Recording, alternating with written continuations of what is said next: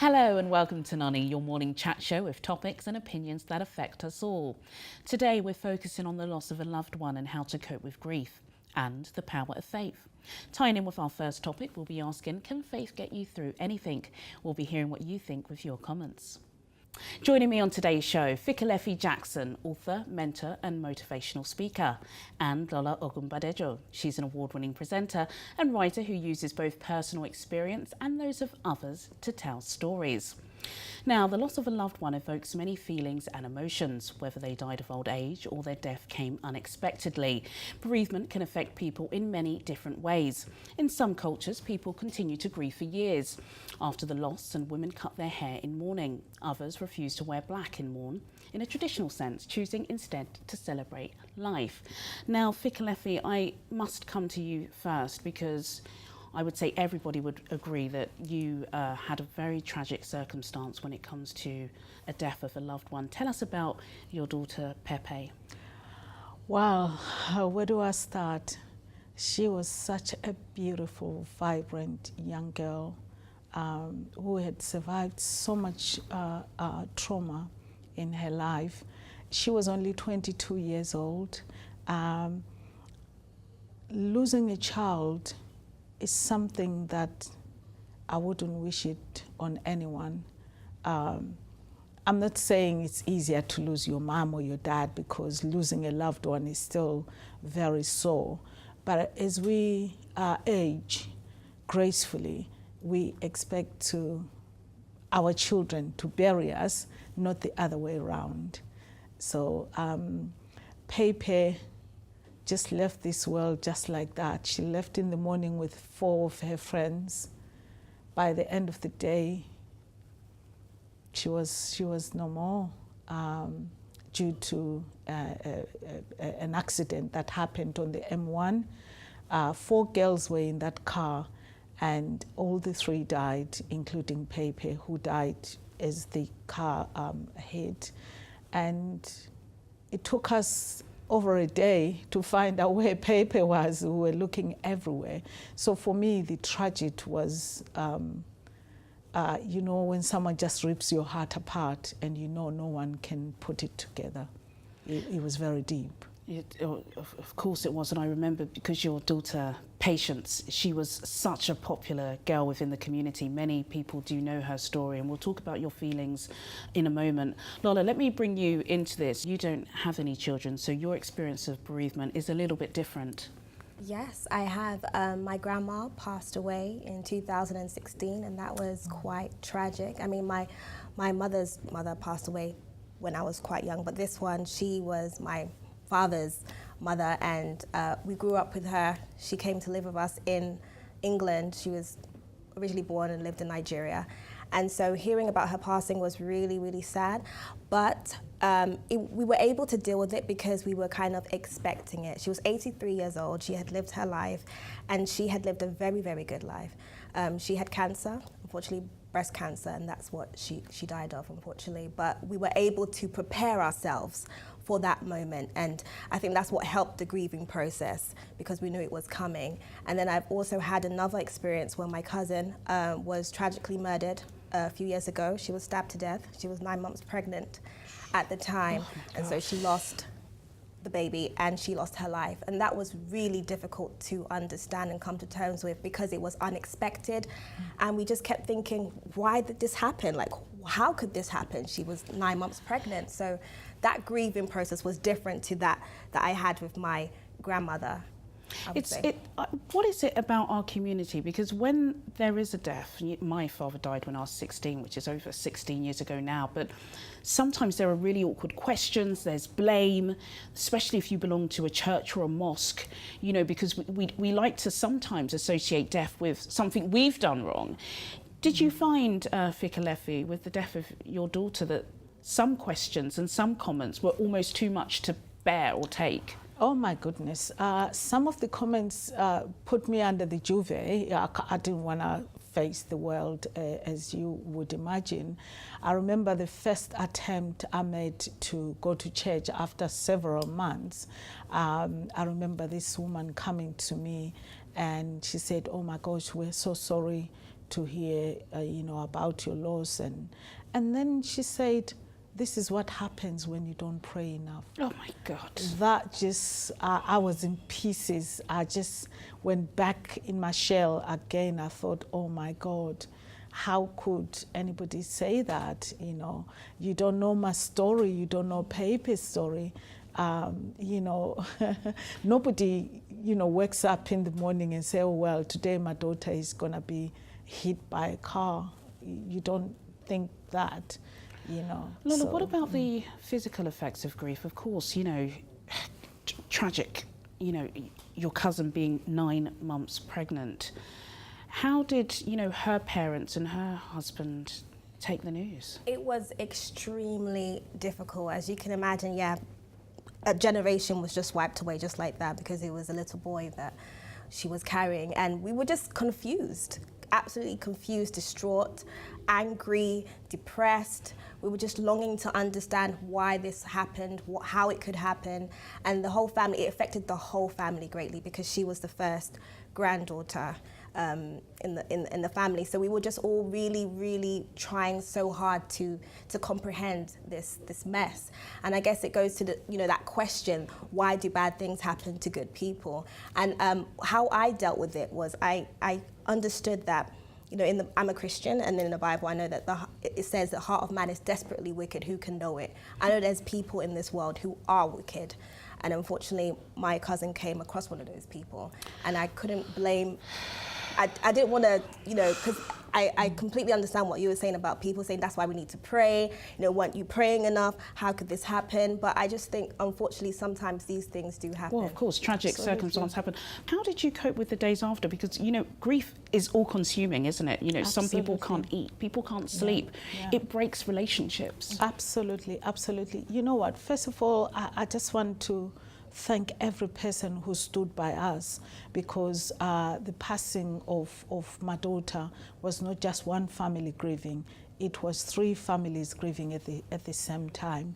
How we coped as a family, till this day, I look at my children.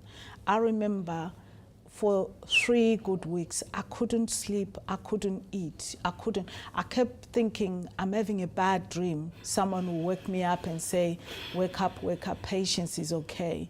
You see, as she was saying, you go through all the emotions. You go first you go through the denial, this can't be happening, and how could it happen? And then when it sinks in that it's true, it has happened, it's very deep. Well, we'll continue this discussion and we'll talk about how you can overcome grief shortly.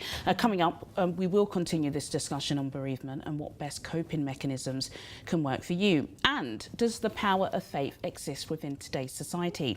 We'll be hearing your stories and experiences. More after the break.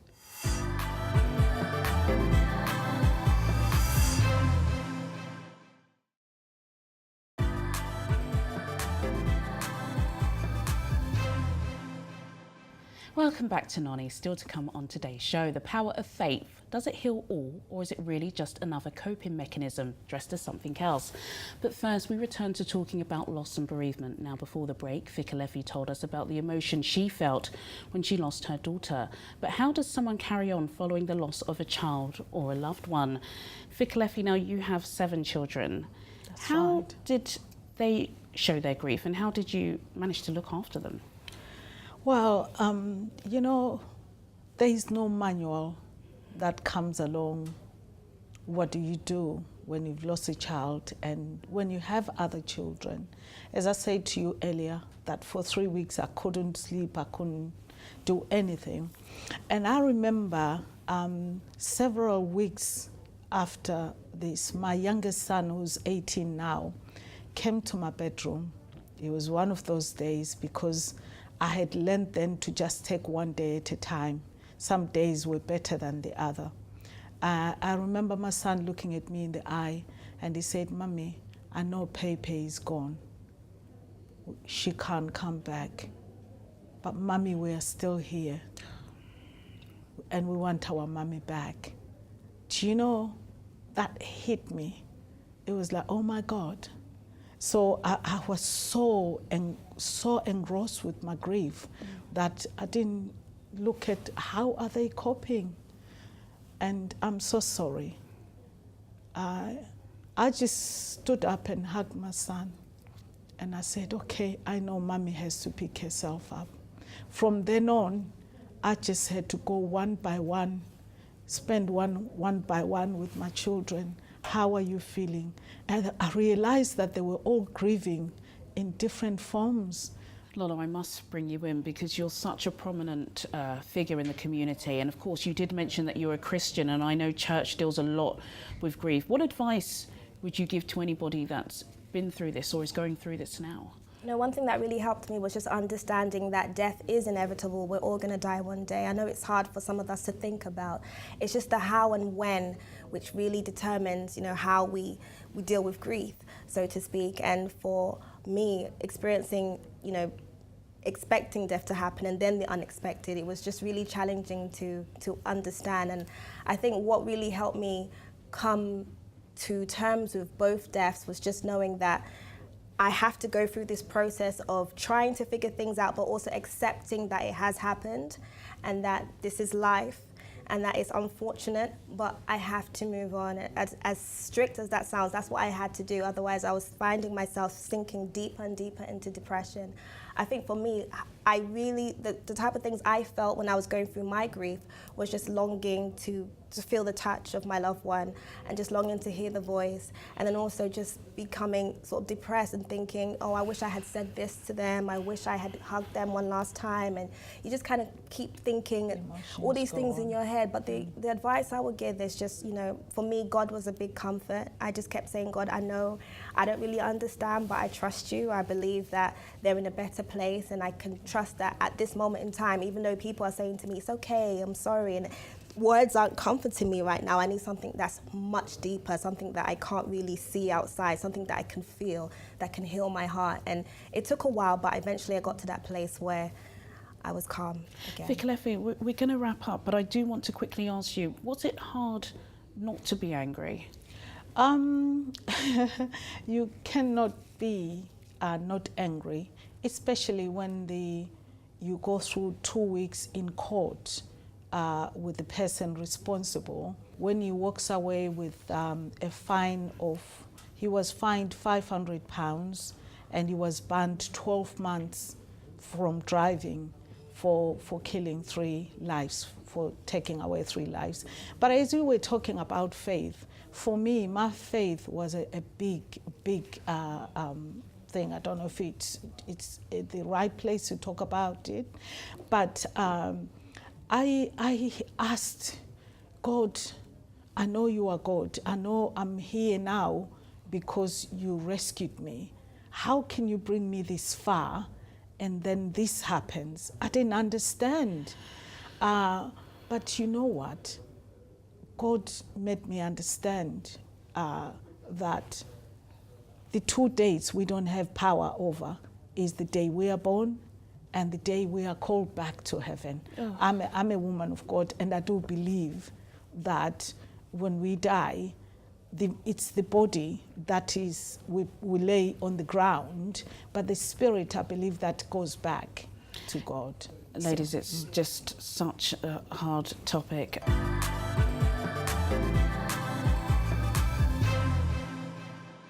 Now, for some, faith and religion go hand in hand. Fully trusting and believing in something they can or can't see gets them through the day.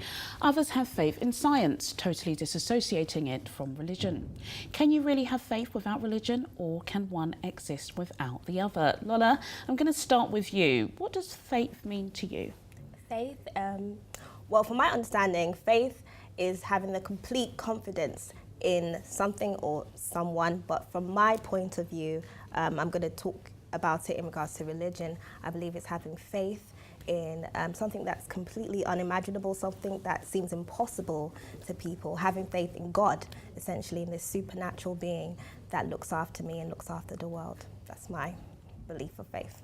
Fikelephi, we've just discussed a really tragic story, a loss for your family. Would you say it was faith that pulled you through those really dark days? Oh, absolutely. without a shadow of doubt.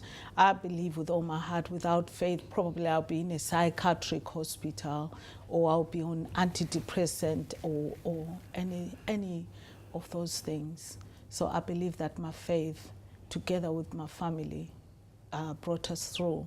We are still, obviously, birthdays and Christmas are still a very touchy situation in my household, but knowing that Pepe is in a safe place, knowing that one day I will see my daughter again, it keeps us going. Were there any family members that didn't have faith? Or, you know, you said that your daughter died alongside two of her friends, and I'm sure, you know, being a prominent speaker that you are, you've met with families that don't have faith and are still holding on to the anger, still, you know, consumed with grief. Oh yes, I mean, as a matter of fact, I believe that two of the other mothers, it was very difficult as it was for me. And as each time we met, obviously in court, and that one of them said they will never forgive the driver that was responsible for this tragedy happening. But for me, obviously, the Bible says I should forgive.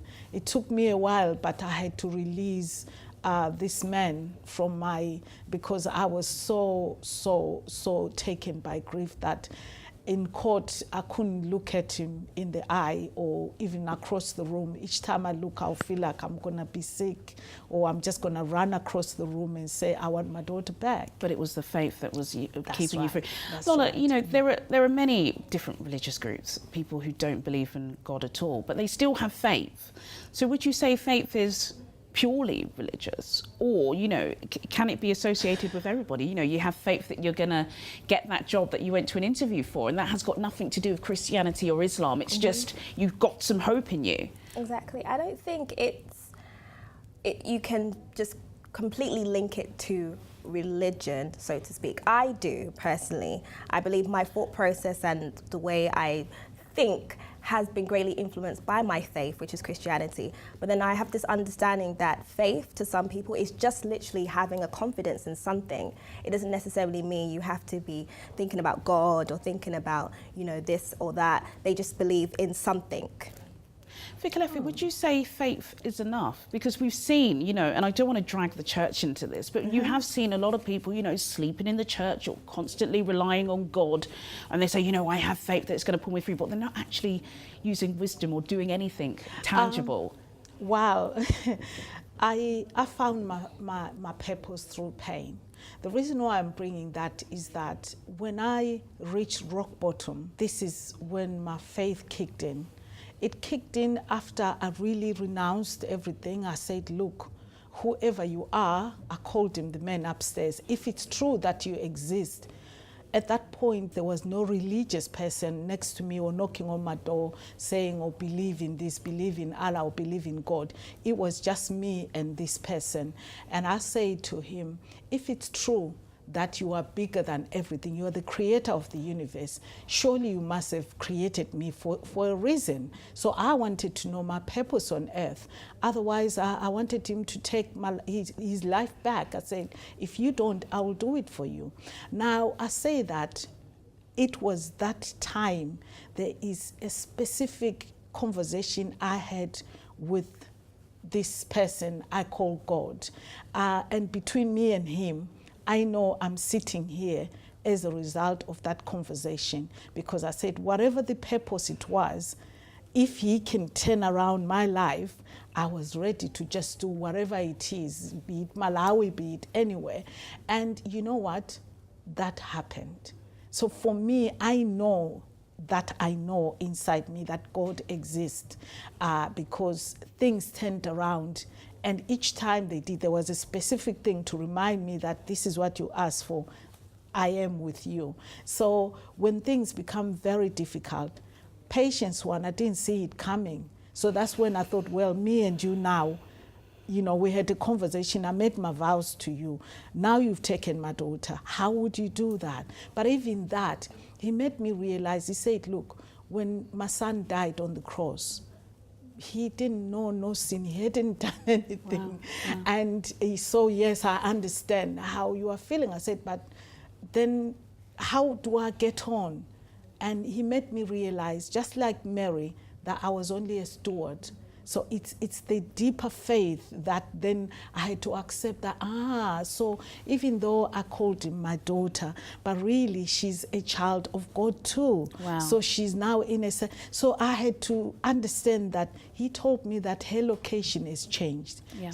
So that is a kind of a deeper faith. So for me, faith and religion are two different things. Tied hand in hand. I think you're both agreed on that, aren't you? Yeah, Ladies, yeah. it's been such a amazing, tough discussion, but something I think people within the community need to be having more. That's it from me, Juliana Olayinka, and my co-host for the morning, Lola Ogunbadejo and Fikelephi Jackson. Don't forget, we'd love to hear your thoughts. Join me next time for more Noni Chat. Goodbye.